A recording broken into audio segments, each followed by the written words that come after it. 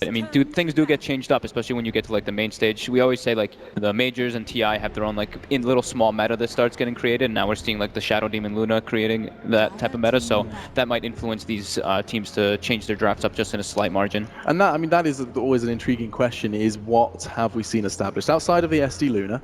The trends that we thought we'd established in the group stage have already changed, Ben. Like it means that like we saw Magi be available and not picked. Like the things we thought we knew have been scrapped, and it's the same tournament.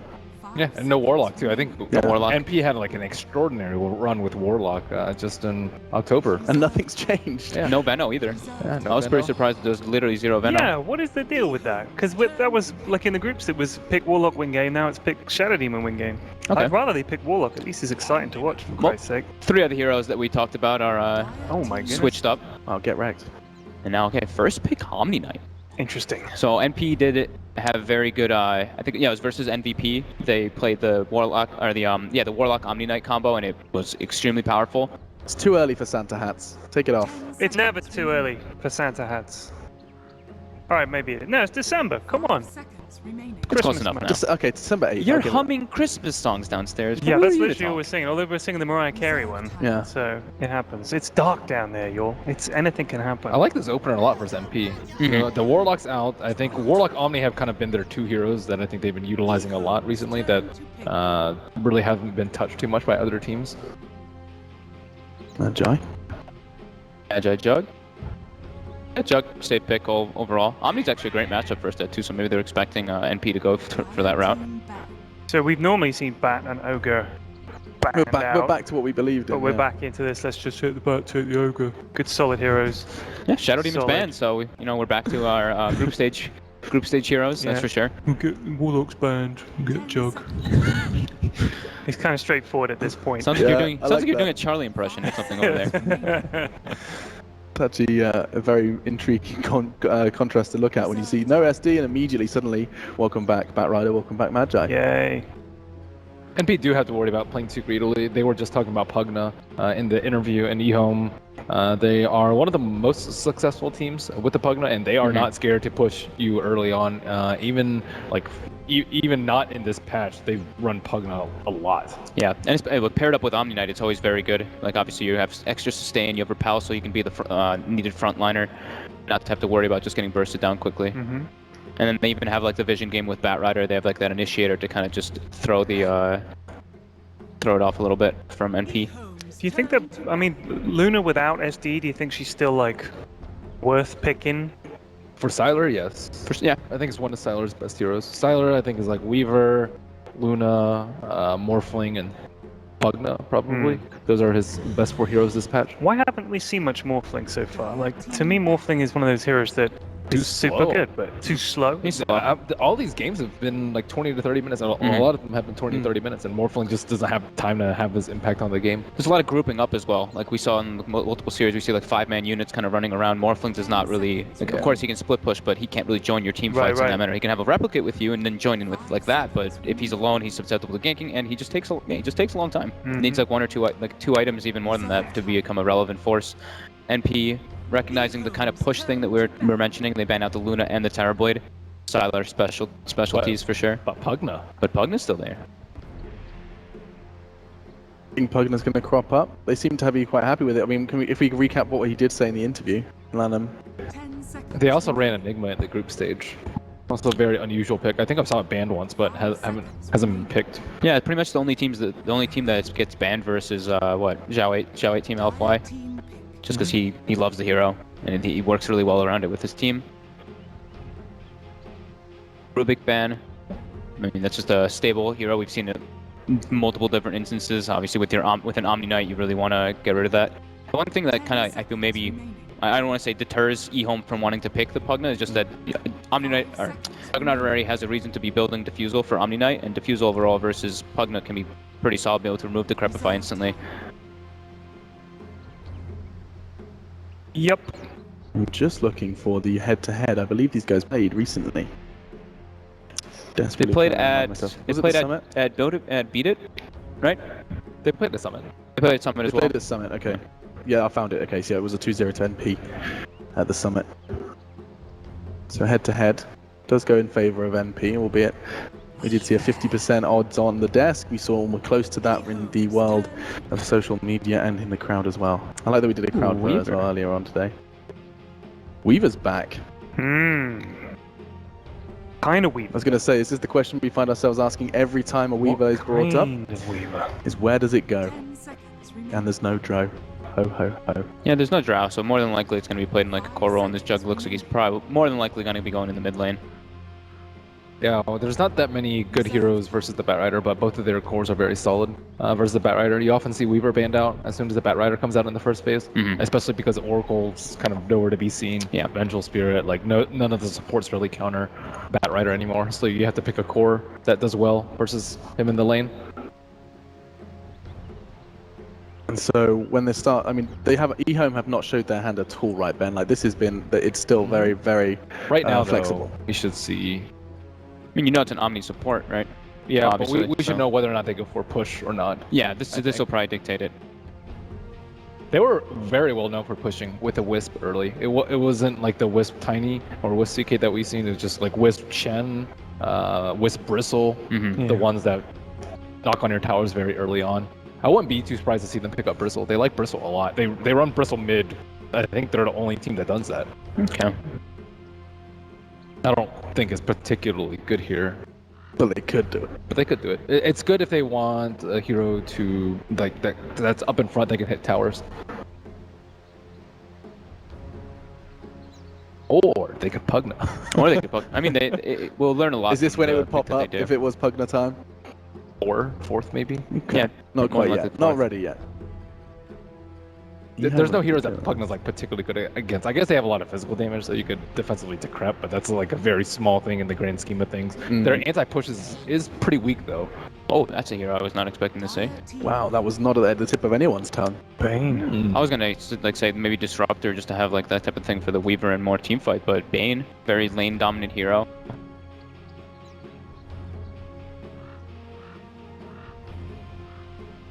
This is just gonna happen. Okay, so I was actually gonna say when the Batrider was picked up from EHOME that NP probably wants something to counteract the vision game and be another like form of initiation. So this is also a very popular pick for NP. They were drafting it for MSS quite heavily, so it's not too much of a shocker to see this this grabbed, and also it gives them more Roche potential and objective potential with these three high physical damage cores. Interestingly enough, when these two teams last did play, NP found success. They actually won both of those games with Warlock, and that was one of the first things they chose to remove. Despite having it work for them in the past, very recently. Do you suppose sometimes if you've had good success with a hero, you ban it against opponents because you think they will have figured this out. They will have spent some time researching it, and maybe even they'll try and get it themselves and steal our strat from under us. So you just think, just forget it. We'll ban it. We'll go with something else. Does that ever happen? Do you think? I think time to time, maybe they just didn't want to deal with like they didn't have first pick. Maybe they thought EHOME would take it. So yeah, that kind of makes sense. Gonna snatch it away.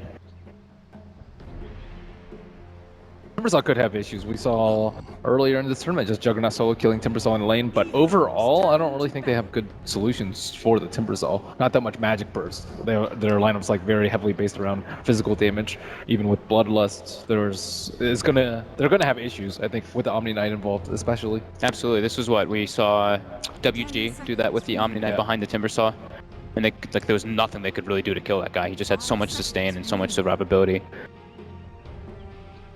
And so it's time for, I mean, this is where I would suggest that we get those curveballs fogged, but I feel like you were already plenty surprised by Bane. Not going to necessarily influence their approach to the game too much. Bane was a very interesting and good pick. Like they didn't really have any ways to stop it, so it's just gives you a high amount of disable versus the Weaver. Auto banned out, so it looks like they want to pressure really hard, right? Like get up onto get a couple stacks onto get the Timbersaw like early Bloodstone and then just get going just like they did with WG. Probably see them. I mean, they lack physical damage though right now, so they'll probably either go for the Pugna, like we mentioned multiple times, or they go for some just like physical damage core that can knock at their doors early on. Timbersaw has been such a constant presence in the draft. We haven't really addressed too much about Timber and what he does so well. Is it this flexible nature that we were talking about yesterday? Yeah, Why is he such commonplace in our drafts? I like him. He's just so, he's just so beefy. He just stands in the front lines. We see it banned like first two a lot of the times. There's like so much burst potential. He pretty much like, if you have no burst potential on your team, you pick a Timbersaw, it's like, oh, yeah, their team has burst potential now. Like, just from one hero. Wins most of his lanes. I think the only melee hero he struggles versus is Ursa. So he struggles a decent amount. Maybe Sand King a little bit, but Sand King's actually fallen off a decent amount too. I mean, find a flaw then. I mean, you said that he basically wins lanes. He's got burst potential. Where's Timbersaw's He can be flaw? countered by magic. A lot of the drafts have been like very physical based. We've seen like a lot of Sardar, even a lot of Weaver, Dazzle, and these heroes just have a lot of trouble killing Timbersaw. Juggernaut's okay because he has the burst and Omni Slash, but one of the approaches MP did specifically versus Timber, that was the game that they picked the Warlock Venomancer, and the Veno laned 1v1 versus the Timber and went just straight Gale and Poison. He didn't even get the wards, and that it actually destroyed the Timber throughout the whole entire game. He wasn't even able to get online. This Lycan pickup though it's interesting. You know, a lot of people look at Lycan, they're like, it's a weak hero right now. It is just in concept, but with this type of lineup backing you up, it's very different. And he goes for a silencer. Okay. So they still don't really have great ways of dealing with the Timbersaw though. But they do have that potential to be able to get on him, burst him down, like just try to burst him down during the global silence with the roar and everything, but it's a tall order to ask for. This is fun. So it does seem like you guys want to have the silencer explained to you, want to see the Lycan explained to you, and you feeling all comfortable in your predictions? I'm not seeing any smiles across the board. I like EHOME's draft. I like EHOME's draft. Fan of EHOME. Yeah. Okay. Well, we'll see if they can take this first game EHOME. Shut it. Ted, You look way too smug. Ted and I are EHOMEs. Now we can EHOMEs. Let's our do this. homies, our casters are ready. We can bring them up. I believe we have Gods and Toby 1. Enjoy. Well, I don't know about the eHomies, but I'm here with Gods, and we are ready to cast what could be our longest game of the day. MP going up against eHome, but we missed out on the beautiful Naga, not banned, not picked at all. We won some long games. We talked about this series like this could go 3 games. It could. Panel, the viewers, everyone's kind of split as to who's actually got the advantage in this one. We've yet to see that elusive 3-game series, but hopefully we get lucky here. Everything has been a 2-0. It's been very clean and crisp so far. Made for very quick days, but of course coming into this draft we do see some interesting and different changes, even though with a history of these players they're not that unusual. So seeing that Lycan, we've seen him once before already here in the playoffs, but also bringing in the Bane element for eHome. Yeah, so definitely that's one of the beauties about EHOME and Lionel and his teams. They're never afraid to pick some of those more unconventional heroes, something that the coach 7-1 has always brought to the table. He goes back to coaching DK, now he's back with EHOME. He always is kind of pushing the limit as far as which heroes are actually viable, which are in the meta, which aren't. Why not pick something that isn't as common? The Pugna picks that we've seen here, it's something like a Bane, a first pick Omni Knight when we're expecting something just like the classic Lunas and Nagas and things we're seeing. Few fans here for Jackie now. Yeah.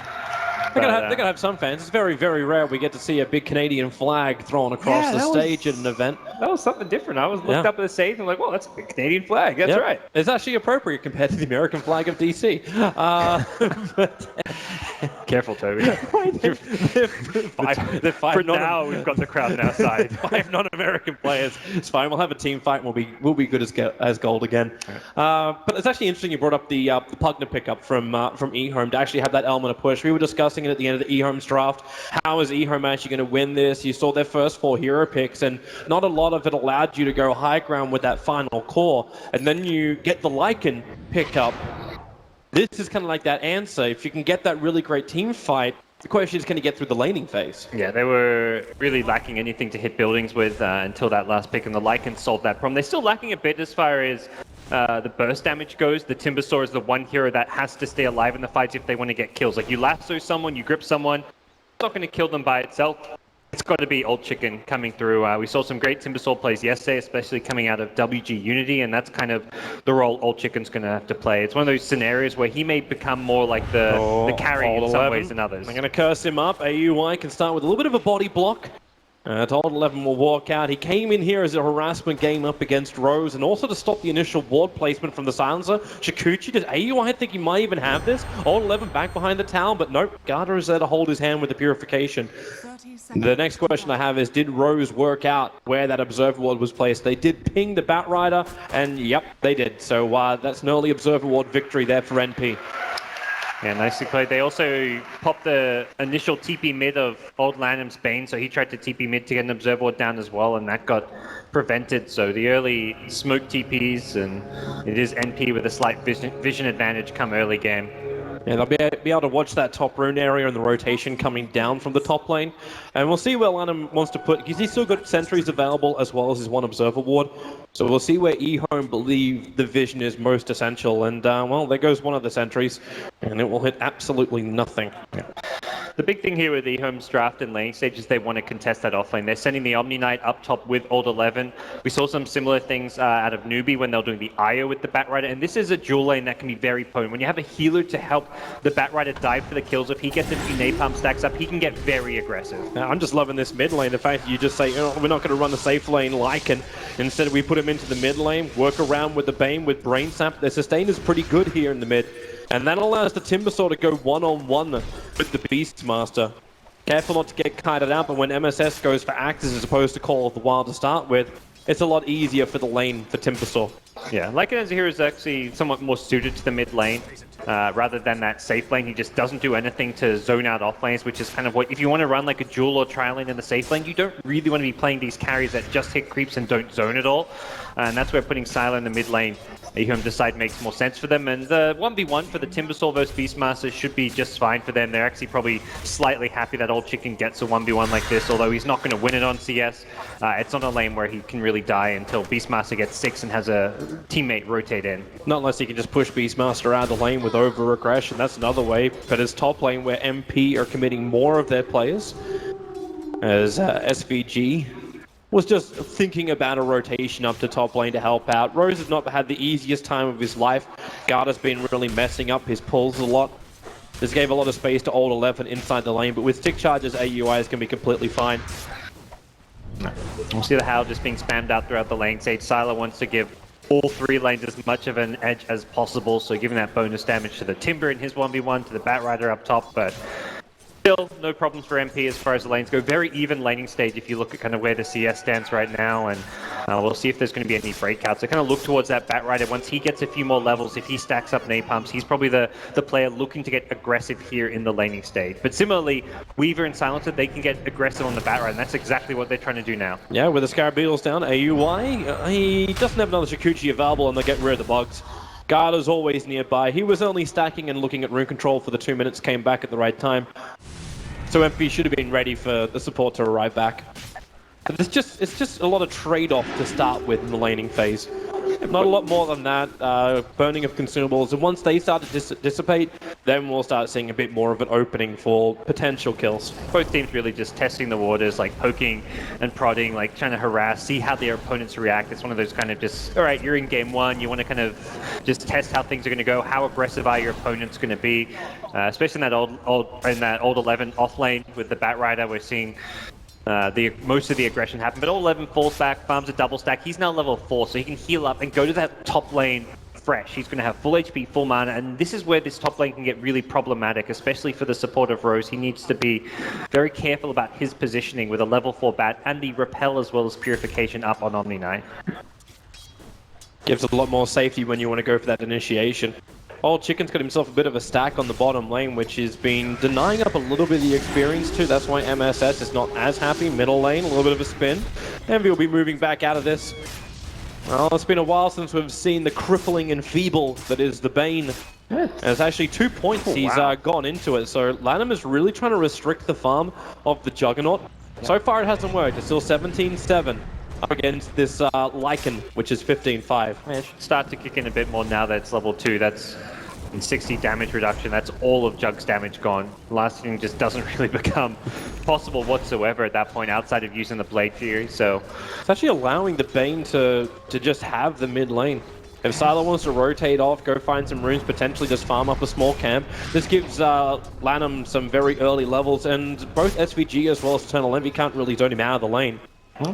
I mean, he's in that mid lane, so he's got that MSS T1 mid bottom tower, lane. This might be the first blood as Old 11 rotates over, starts at the Firefly, needs a little bit more sticky napalm at MSS, starts his TP flame break, has no stunts, but Old 11 with 2 points up in the Whirling Death has just enough damage. Great rotation. Old 11 realizing that MSS is vulnerable down there, had to get to the side shop to pick up his TP and knew they had enough burst damage to get him before he could TP out. The TP is also on cooldown, so you look at this bottom lane and it's a huge creep wave at the tower doing damage, and Beastmaster can't TP on down there. He's missing out on all of this farm as well as experience, and the tower is taking damage. This is A really nice first blood pickup by EHOME. And then Old 11, even if you do get down there, he's now pulling that big stack, and this is good farm for the Batrider. So the Blink Dagger timing, after already having Tranquil Boots, is looking very, very good for the Batrider. Yeah, there was a period in time where Old 11 was kind of considered that top off-lane player when EHOME were on top of the scene going into that Shanghai Major, but as it stands, Old 11 seems to be back in form. He's been very influential in this early game, pressuring the off-lane, keeping the Silencer and the Weaver busy, now making the move down bottom, farming up these stacks. Doesn't actually manage to complete it because of all the magic resistance coming out from some of those smaller creeps, the Centaurs, which do die, but make it a bit more difficult to farm. It's a problem when you're running this early Batrider rotation down and you went for the early point up in Flame Break. Not as easy to farm, but while that was happening too, you had a small little smoke mission out from Old Lanham. Yeah. So we smoked up and put the Observer Ward right next to the Dire Secret Shop, as well as one inside the lane. So they're watching the maneuvering of MP around the mid lane and near the Ancients very, very closely. These are good wards to actually scout out smokes as well, because often you'll smoke behind that tier 1 mid tower, not expecting there to be a ward there. So when Beastmaster hits 6 and looks to make maybe perhaps his first move or two, these are the kind of wards that may actually reveal to you that Beastmaster is smoked up, trying to go and gank you. And so Scyther is, again, moved down for Rune, slipping into the jungle. This Batrider, Toby, he's got 2k gold. We're 6.5 minutes in. This is one of the fastest Blink Dagger timings I've ever seen. And this is with Tranquil's Windlace. He hasn't really skimped on the other item. And here we go, one more stack and he's got it. The question is, where does he attack? Who can he attack? You've definitely hit the timing before AUI is going to have that Lincoln Sphere, obviously, because it's so early on. But with the support behind him from Rose... It's a possible... It's not the easiest kill, but it is possible. You'd need perhaps a third hero. The Purification with the heal bomb gives you that little bit of extra damage as well. But with time lapse, yeah, you've got to burst him down before he actually uses that. So we'll see where he goes. He's probably calling for his teammates, one of the supports, like, hey, I've got this blink. I can't get a kill on my own. You can actually come with me to make sure I've got the damage I need. It's actually SVG. TP'd into the middle lane underneath the Observer Ward, but also smoked up. So EHOME understand that somebody did come here. Yeah, that's the beauty of those nice aggressive wards. Oh, that Observer Ward, they saw it. MP saw it. That one Dire Observer Ward scouted out Batrider. Now he walks straight under it. So they know it's a very early Blink Dagger, and they smoke on top of the Dire Observer Ward. Yep. Not going to go too much. Meanwhile, the Radiant scan does scout out the movement of some of the NP heroes towards that top lane. Both teams making a similar move, so the nice thing for EHOME is, yeah, they're not going to get a kill off of this smoke, but they will get a tower. They brought in the numbers to make sure, but NP have essentially made the exact same move to top. Both teams smoke up, go for the safe lane tower, and there's not going to be a response from either side to defend these. The only small difference is the fact that MP brought their entire team, where EHOME is still pretty much spread out, like they commit 3 heroes to the bottom lane to push it, no massive ultimates, but MP, well, I suppose if you come this far, you keep on going. They're attacking to the tier 2 tower, trying to force a reaction out from EHOME. Yep, it is level 2 Bloodlust as well as a point in the Inner Beast, so there's a lot of attack speed on this entire lineup, and that's going to give them a strong pushing force. EHOME is not going to let this stand. So they TP onto the side. Yeah, they're scanning on the side, but they're not going to find anything just yet. An old chicken under the cover of Repel comes close to the tower, but it looks like they actually have to let it happen. The tier 1 and the tier 2 tower taken by MP. Now they mass TP into the mid to stop Scyther and Lanham from doing their thing. Envy starts to spin, looking for that moment over on the Bane. He's still got the Nightmare of Varble. Old 11 here in the mid lane, 2 on the blink board. Lasso dragging back Envy. The roar is on Bane, so there's no extra Nightmare. All brains have to help out EHOME, and they have to back out. That was EHOME's first initiation with the Blink Dagger. No. That's not the way you want to reveal it. And this is one of those games where you go back to what was the new build we saw Batrider start doing like 6 months ago, where you rush the drums. And it's games like this which kind of show why that drums rush became so powerful, because you hit this Blink Dagger timing, you can't find kills with it. Old 11's probably looking around the map like, all right, I got a 7-minute blink, who can do damage? And not really anyone on his team outside of the Timbersaw can partner with him to do damage. Bane's maxing Enfeeble. There's only 1 point in Brain Sap.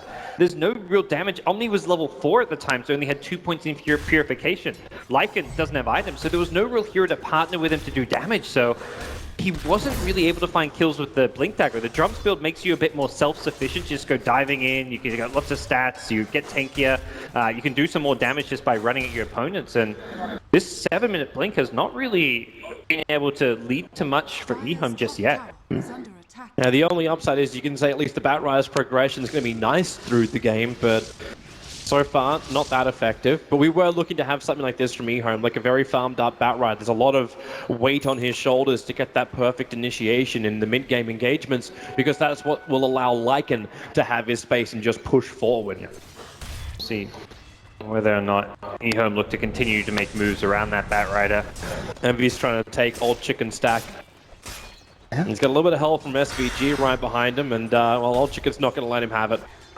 Instead, it's up on top lane with AUI sitting in the tree lines. Bane, even with all the space they gave to Old Lanham in the mid lane, he doesn't have that Fiend's Grip available yet. That's coming mid for a lasso, perhaps. Blink Lasso, he got it. He's going to drag back Rose, and into the purification of Garda. Rose will definitely fall out from here. I think Old 11's recognizing, like, as much as you want to kill cores when you get that blink, they don't have the damage, they don't have the heroes to do it, so instead, he's like, okay, these supports are getting a bit greedy, you've got a Silencer farming mid, let's punish this, let's just take the easy kill. We're actually ahead on farm, the top 3 net worth heroes all on that EHOME side, so they don't have to be killing the core heroes. And Bane's skill build, the Max Enfeeble, is going to work very well against that Weaver. Weaver's going to be almost useless in a team fight if he can't do right-click damage, so it's actually a very clever skill build coming out from Lanham on the Bane. Even though he doesn't have that damage output of the Brain Sap or the heal, he doesn't really need it. Bane, one of the tankiest supports out there, so he's just going to be able to keep himself alive by negating the damage output of NP. Because you negate that damage, this gives even more space for Old Chicken. He wants the Weaver to attack him then. Easier reactive armor charges up without taking so much damage. Yeah, Old Chicken's kind of, in some ways, going to function as the carry in the mid-game at least. Lycan's got the Vlads and all that, but he's going to be more the hero that after they've won a team fight off of Old Chicken's damage, he hits buildings, he takes Roche. He's much more single target focused in a team fight and takes a bit longer to actually get those kills. So it's good to see for EHOME that Old Chicken is getting good farm and very close to completing his Bloodstone. Where are you off to, Sylar? There's a smoke maneuver from NP. The Observer Ward's up on the hillside for only another 5 seconds, but it's enough time now. Sylar can see his own demise being roared out on the top rune. He just came down there for that and gets really nothing for it. Nice blink away from Old 11. Actually dodged almost a point-blank Crypt Swarm from AUI. Back behind the tier 1 tower, Old Chicken's down, fresh sentry, just in case they can see him, because they'll scout out the Observer Ward that's got placed as well. So Bane will take care of this. Old Chicken still waiting for the perfect time under the cover of that Invis rune, right on Envy. They start with the purification, now the lasso, also dragging Envy back behind the tower. He couldn't see it coming, and now tries to spin himself away, but the Fiend's Grip is up. Envy is locked in position. AUI is trying to help them out, but with the GA, AUI knows there's no killing here. Has to one charge up, was a little bit worried about the tick damage coming out from the flame break. TP's all the way home, in fact. And you find a key kill like that, and you've got a Lycan with Vlads on your team, you push buildings. This is going to be a tier 1 that NP cannot defend. Really nice jump coming out from EHOME, having the Invis rune there, of course, playing to their advantage. And you have to worry that some of these other lanes are pushing in. They are missing out on some farm, but they're able to take the tier 1 mid while already TPing the Timbersaw down bottom to make sure that he can continue to complete that Bloodstone. He's stopping MSS from getting too much space, and this is one of the heroes which can counter the Timbersaw nicely if MSS can get a little bit more farm up. Necro Books are not a cheap item, and he's still got to combine it up with a Blink Dagger to get the proper initiation that MP wants from him. And this is not the greatest situation either. Starts his TP, Lanham, slowed up, can't even get inside the tree line. Old Chicken tries to remove it, but they don't get the vision in time.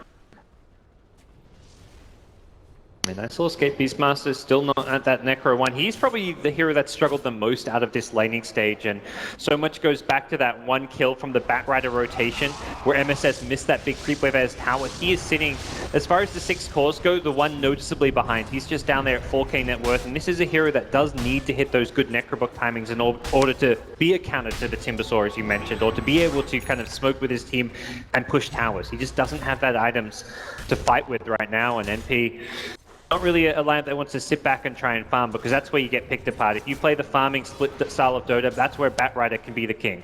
They're grouping up again, EHOME, about to smoke in the mid lane, judging by their first initial movement, but then Garda went all the way home. Here's a TP scroll to get back out. So, okay, they're going to smoke up with Old Chicken timber chaining into it all. Nearest target they have is SVG, who's just walked up to the Radiant shop. He's on a warding mission. He may have just dodged a bullet. This is a better target for EHOME, though, if they can get AUI. He's pushing the tower. In fact, now they look for the kill on Silas. Starting up with the Ignite. Fire Blast to follow through. The Blink in. Lasso able to hit the target. Weaver dragged in. The Global Silence trying to create a little bit of space. Allows AUI just to time-lapse off a little bit of damage into the tree line. Starts his TP. Is there a stun? Is there a control? No, there is not. It will be a good escape for MP, but the committal of the Global Silence was the cost. Chikuchi TP means the Bane did not have vision to get the Fiend script off, but as you said, the global being used perhaps sets them up to take the top tier 1 tower. EHOME have the tools they need up there if they want to bring the Lycan in to push it. Envy, he actually walked straight past Old 11. He didn't see him, he went through the tree line, and now Rose is open. Old 11 flies a very wild flame break. Rose will still die. Envy had a potential early warning system because he walked on the other side of the tree line to Old 11. Now NP want a little bit more. They'll actually charge themselves forward. AUI still no time lapse up, but with the Envy Omni Slash in, he'll go through Old 11. Now it's up to Old Chicken to punish him. Envy starts to spin TP. Leaves the rest of his teammates to get out. Because while all this happens, Lycan was pushing the top lane and took the tier 1 tower with Garda. Yeah, losing a core hero, but I think ultimately finding the initial kill and creating the space for Syla to take a tower and to take control of this top lane as well as top jungle is at least a small win for EHOME. They are maintaining their slight lead, even with the Batrider casualty. And again, it's NP who always have to commit these. It's an Omni Slash or a Global Silence just to save someone. And NP are using their big ultimates, and anytime they do, EHOME immediately push forward because Lycan doesn't really have that downtime. Even without Shapeshift, and he hasn't been using Shapeshift, he can still continue and sustain his push just by having the Wolves and the Vlads. And with all the farm he's managed to get so far, like Sylar is rapidly approaching his own Necrobooks. And they look for an opening. Blink Lasso. It's over on the Beastmaster thanks to the Arcane Rune. Sylar is very happy to trigger off that dog form. Chasing up after MSS. Finds the kill. And EHOME arriving in force. The only one who's not there is Garda, who's up on top lane trying to complete this mech. They need that if they want to go high ground.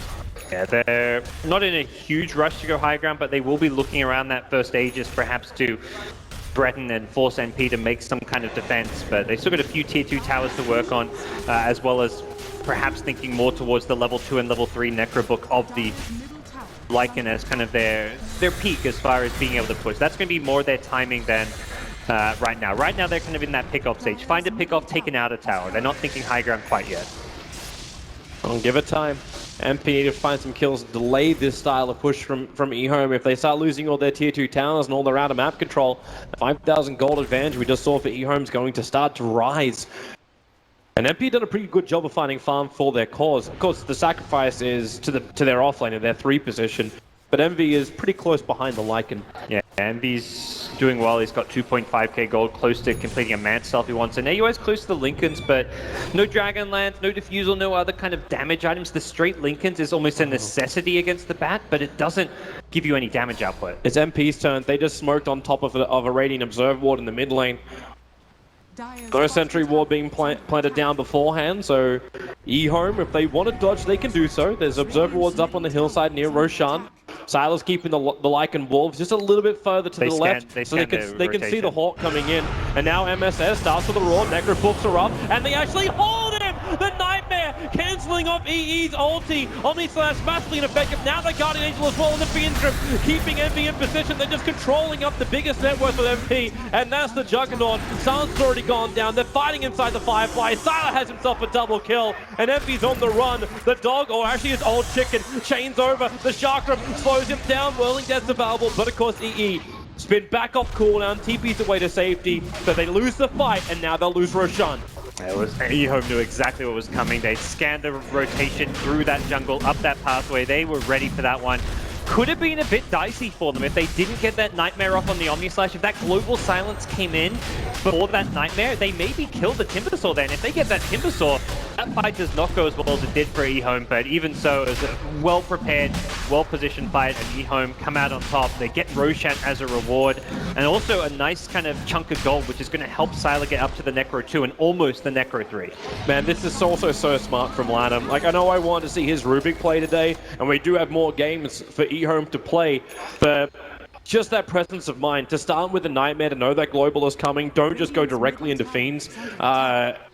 Just a great combination of abilities, and then he waited it out, still had the greatest position. NP couldn't capitalize on this EE initiation. There was no one that was close enough behind them, like the Beastmaster roars, and he's like, I got a solo target. Let's kill this guy and we move on to the next one. Just didn't happen. I can imagine, like, you just love watching this guy, and he's always exciting to see. Just from his skill build as a Bane, it's like not a hero you normally get excited about, but going for the max Enfeeble. Now he's gone back inside to level up stats. He says, who needs Brain Sap, Nightmare, any of these other spells? My job is mostly just to make the Weaver useless. Talk about Weaver having no damage items. He's going to lose 120 damage to the Enfeeble. That's like 90% of his damage gone from one spell. This is not an ultimate. This is just Weaver made useless. The Swarm is, of course, there, does a little bit of damage, but not a whole lot. Shikuchi magic damage is kind of laughable if you're talking about a Weaver, and that's as his only damage output in a fight, so... It's actually when you hope the Lincoln Sphere blocked Enfeeble, and this is not a situation or a phrase that I thought I'd be saying during the major. Yeah, normally it's like, oh, you use the Enfeeble to break the Lincoln so you can grip the Weaver, but no, if anything, you kind of just Enfeeble the Weaver, then ignore him. You don't need to grip him if he's Enfeebled. He's useless. He's a ranged creep at that point, if that. Chicken. Just moving his arms around. Lotus Orb is completed on him nice and early. Oh, that's so good against the Silence and the Roar. And he's so far up, like he's still walking around with a Bloodstone with 14 charges and the Aegis and 17 1 charges. And EHOME, I said they wanted the mech to push high ground. They've got a lot more than just the mech. Necro 3, this is the biggest timing perhaps for EHOME. Necro 3, mech, levels on the Omni Knight, so he's almost got the max repel. Level 3 is going to be good enough for them, and they're going to force NP to make a very difficult high ground defense. Well, we thought we might have had a long game, but right now it looks like this is all in EHOME's side of the court.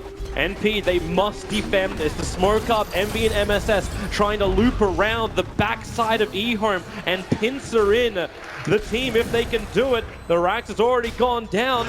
They want the fight. MSS roars in. Global Silence, the Omni Sight starting up. They focus down the Bane, but it's not in. There goes your GA. They don't have the damage output. Even with the purification of brains, that Bane's up to half-life again. NP, for all their initiation, have done no damage, and now we'll start losing heroes. SVG will drop. The Bane did eventually die, but it's a 1-for-1 trade-off. You've still lost your melee Rax. Finding that window where you just got the Necro 3. Look at Envy, he just bails out. He's taking the tier 1 tower in mid lane as the only way he can see a way to stop this EHOME push. That is brutal. Taking it, I mean, they already got the melee Rax. If anything, EHOME's like, well, we can ignore that range Rax and now go for another side lane once the Bane's back. Bane now has a gem as well to go with this team. So then they're going to get harder and harder to make the defense, and having that Lotus Orb to be able to purge off the Global Silence on one hero makes such a big difference in these fights. You can throw it on an Omni Knight to make sure he can get off something like a Guardian Angel. But Omni's not even going to need, he's going to have Greaves. He's just 120 gold short of Greaves, so then he's not scared of the Global Silence. And once you take that Global Silence away, NP's team fight starts to look very lackluster. They need something more. They need more damage. AUI's Deso might be able to help. You almost need MSS to have the Blink Dagger up and running instead of having his level 3 Necropuck so they get that proper jump. Yeah, but then someone's going to jump with him. He wants to jump like the Omni Knight, burst him down to take his spells out, but tough kill to get when there's a Lotus Orb. Yeah. And I'm also looking over towards Eternal Envy. What is he turning this glove into? Maelstrom? Not Midas. I hope not Midas. Yeah, it's going to be a Maelstrom, I've got to imagine, just for that deep push factor. And being able to push out waves. It's kind of like the poor man's Battle Fury in some ways. Oh, it's a sad state. It's the state for NP. EHOME now coming into the bottom. The Blink Lasso, perfect is there again. They got the Silencer. The Global Silence was still on cooldown, so that didn't matter as much. But there's still one hero dead, making this a 5-on-4. You've got MSS waiting for that maneuver around the back. He does have the level 3 Necrobooks up as Sylar keeps his push going with his own Necrobooks. These things will time out in just a bit. And now MSS, the Roar is out with the Necrobooks. They have the Silencer back with the Global Silence up. Batrider protected by the Nightmare. The Sun's on the Timbersaw. But again, MP, they initiate with stuns, but there's no damage. In fact, it's EHOME with a Fiend Script to keep MSS out. SVG dying in the tree lines. He's locked in and can't go anywhere thanks to Chakram that's just sitting there. Garter is low, and he may go down finally. Yes, the Weaver can find a kill, but lose his life instantly after. MP, they're dropping like flies at the moment. They can maybe buy back someone. The Weaver is the only one who's got it. Empty with the spin, doing some damage. The 4-star's up from old 11. He's got the distance. He's also got the champ, but he's also got a blink away from MP. Oh, Chicken, whirl him down. Nothing but death. And MP Well, Old Chicken's going to timber chain himself back in again. Is he really thinking this fight's going to continue? I mean, he can 1v2 those guys. He cannot be killed by a Weaver and a Silencer at this point, but you don't get the melee racks. They are repelled off by NP, but boy, was that an expensive hold. Multiple buybacks used, both Weaver and Silencer. EHOME lose next to nothing. The Lotus Orb usage, again, to talk about Old Chicken in that fight. First, he uses it on the Bane, who then Nightmares to help save the Bat. The second Lotus Orb comes out to help the Omnight. He's using it very selflessly. He's not afraid to put it on cooldown to help out a teammate and not have it for himself because he knows how tanky he is with the reactive armor. And EHOME are very close to breaking NP. If they get that second lane of racks down bottom, this game suddenly becomes very difficult to win. Damn near impossible. And it really won't take that long. With all the negative damage which we've been talking about from the Bane, you're getting a Shiva's Guard almost up for Old Chicken. The Lycan is only a little bit away from completing up his full AC. So combining these two things together, and just the confidence as well, like, okay, do you need a BKB over on the Lycan to maybe deal with everything that MP throws at you? Nope. He's got teammates. He's got the Omni Knight. He's got great support from the rest of his teammates, and they're looking to go again. Bottom lane, SVG out just a little bit too far. They start with the Yulsep. The Old 11's actually not even expending his lasso because he knows he doesn't need it. The purification damage is just too much. And SVG dies in the bot lane and dead for full 30 seconds. Yeah, good control knowing that he didn't need the lasso. And talk about AC, Silent knows his job is to hit buildings. And to do so, let's get an item that's going to give you attack speed and the minus armor. He's looking to just fulfill his role in this draft. And EHOME cannot be stopped. There's no defense from NP. They are letting this Rex go. They're just looking to get farm elsewhere on the map. Until you've got the Weaver, like the Weaver is now 200 gold away from completing up the Desolator. The tier 2 towers on the top lane, they may thought they had more time, but EHOME, they know they've got the control of this game. They're going for the GG push. It is time to fight. They have to come back. AUI is actually building a diffuser blade, selling up as much as he can, so he's got this available, and the Lincoln Sphere, and now MP. All ultis are up. This is it. This is the moment. Either you repel EHOME or you tap out. A tier 4 tower will drop. Rose just pushing himself a little bit further forward with the Arcane Curse. I think EHOME just want to retreat, reset, wait for the Necrobooks to come back up. If he doesn't want to wait for it, he keeps moving forward, but the Necrobooks burning him down. And you can see Old Chicken, he knows he is going to be the gatekeeper. If you want to get to EHOME and fight them, you've got to go through Old Chicken first. He's on the front lines with 20 Bloodstone charges, a Lotus Orb, and even if you go on him and use everything to kill him, he's going to instantly respawn, and suddenly you've got a 5v5 fight where you've used all your big spells to kill a Timbersaw. There is no way NP can approach a team fight by trying to go on the Timbersaw first. Yeah, this is just an amazing game for EHOME. So clean, so efficient, and really taking advantage of the weaknesses in MP's draft. The Silencer becomes a non-factor. MSS got shut down so much that his initiation is now almost useless. Even if he jumps on the Timber, it's going to do nothing. So they just push. It's wonderful from an EHOME perspective. And MP needs something to get them back into this game. Looking for a good initiation here, Toby. Now blink up. There's your global silence. Rose will stop the lasso from happening. The Timbersaw is probably the most isolated. MSS just runs all the way up. They're focusing and running deep on the Omni Knight. Where is his damage? When the Omni Knight's guard is almost down. Makes it into the tree line. They don't find the kill. The Fiend Strip holds AUI in position. Envy will find one kill, but it's an Omni Knight. That's all he kills. And in the meantime, the rest of his team are pushing up the daisies. SVG is with him. Sun's on the Bat Rider, but EHOME, they smell blood in the water and they're circling like sharks. SVG will die. Old Chicken will take care of that. The question is, does Envy go with him? Maybe that question doesn't even matter. Silent they're TPing to the tier 3 towers. They're taking it, and GG. Not even 30 minutes on the clock, and EHOME takes game 1 against NP. I mean, just very well executed strategy there. I mean, you can see it at the end. I mean, 4 heroes chasing NP. The one that's not, it's Sylar on the Lycan. He's like, all right, I'm going to keep hitting buildings. That's why I got to play Lycan today. And we get to see a Lycan win as EHOME take game 1. Got to imagine NP are going to have a plan B, but this was a very tough loss for them. Well, you can see Envy straight after the game back to the sheets, back to those drafting sheets. They've got to think about how they get back.